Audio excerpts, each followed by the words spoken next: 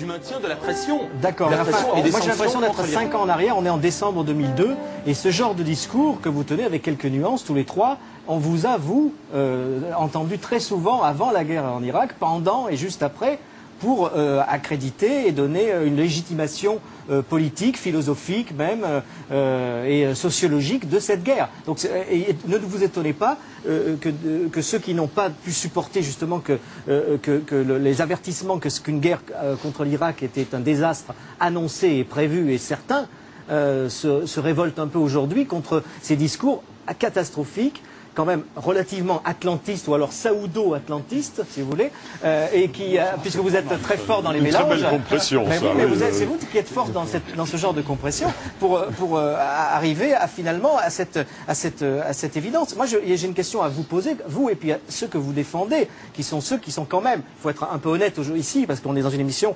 où l'honnêteté prime, c'est ceux qui défendent cette guerre. Pourquoi vous ou d'autres, vous tenez absolument... Quelle guerre, pardon, de quelle guerre la guerre contre l'Iran que vous annoncez à grand renfort de catastrophisme apocalyptique qui n'existe pas.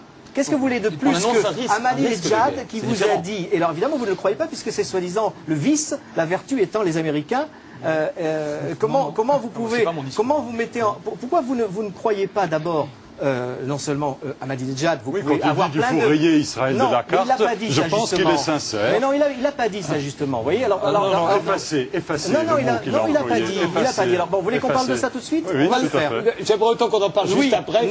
Je voudrais parce que c'est intéressant parce que si vous voulez, moi l'Iran, je suis dans une position poétique moi vis-à-vis de l'Iran. C'est un pays, ça fait partie de, c'est la prochaine étape de mon parcours politico-poétique qui est passé par le Liban, la Syrie, Bagdad et évidemment l'Iran, mais pas pour des raisons politiques. Non, mais vous vous trompez. Pour moi, ce sont des grands pays de grande littérature et que j'espère que vous ne faites pas de l'ironie si on parlait de la vraie littérature persane et des grands mystiques du Moyen Âge. J'espère. Voilà. Donc, je m'étonne toujours que des spécialistes comme vous, qui n'êtes pas à court de paroles et qui pouvez vous exprimer partout, vous colportez des choses fausses. Des choses fausses, par exemple quand il dit que Ahmadinejad a dit qu'il voulait rayer Israël de la carte. Effacé. Eh bien non. Alors c'est vrai que vous avez cité dans mon tract des pages du livre de l'histoire. Pas tout à fait encore. Vous voyez, vous êtes proche.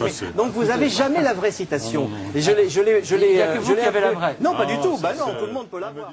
Non, il n'a pas dit ça. Cette phrase, dans cette phrase, qui était dans une conférence en 2005, qui était une conférence sur le monde sans sionisme. Vous connaissez ça?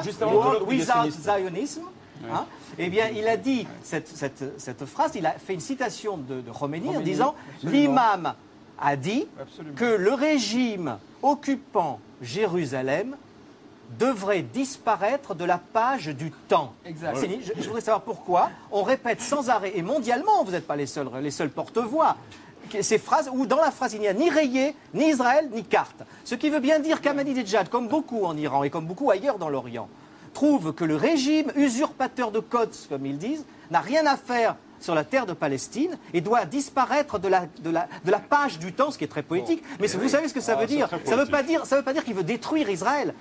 Quand il dit la page du temps, en dehors du fait que ça veut dire quelque chose de très précis dans la poésie, ça veut dire aussi dans la page du temps dans le sens de la vie quotidienne. Ça, c'est la vraie traduction en persan. Pourquoi la vie quotidienne? Parce que c'est une utopie. Sa conférence, je termine. Vous parlez pas persan, monsieur n'est pas d'accord. Sa conférence sur un monde sans sionisme, c'était ça le sens. C'était de dire, imaginons un monde sans sionisme. C'est pas sans Israël, c'est pas pareil. C'est un ennemi du soufisme. Ce que j'aimerais savoir, ça m'intéresse, parce que c'est ça, à mon avis, le point crucial de la conversation. C'est pourquoi on colporte des informations fausses et pourquoi on alimente un catastrophisme, dans quel but, en faisant croire qu'on redoute une guerre qui est soi-disant terrible, on l'annonce et on la prépare et finalement on la fait. Voilà, c'est ça. Ben oui, bien sûr, c'est ça. Le fait de dire que la guerre est possible, C'est la souhaiter. Mais oui, vous la souhaitez. Vous la souhaitez au fond de vous. Donc vous nous faites un procès d'intention. Oui, bien sûr. Mais en vous lisant et en vous écoutant, expliquez-nous pourquoi vous trouvez que l'Iran... Oui, c'est vous. Parce que le sujet, c'est vous. Oui, c'est vous, les Non, c'est aussi vous. Parce que ce sont des gens comme vous. C'est à cause de gens comme vous que la guerre en Irak a été obligée de se faire. Elle s'est trouvée, des commentateurs mondiaux. Mais oui, mais Bush a suivi des gens qui le poussaient à au catastrophisme. Rappelez-vous les fausses fioles d'anthrax, rappelez-vous tout ça. Bien sûr, à l'ONU. Vous oubliez tout ça. N'oubliez pas l'histoire récente. N'oubliez pas l'histoire récente parce que c'est celle-ci qui va vous revenir dans la figure.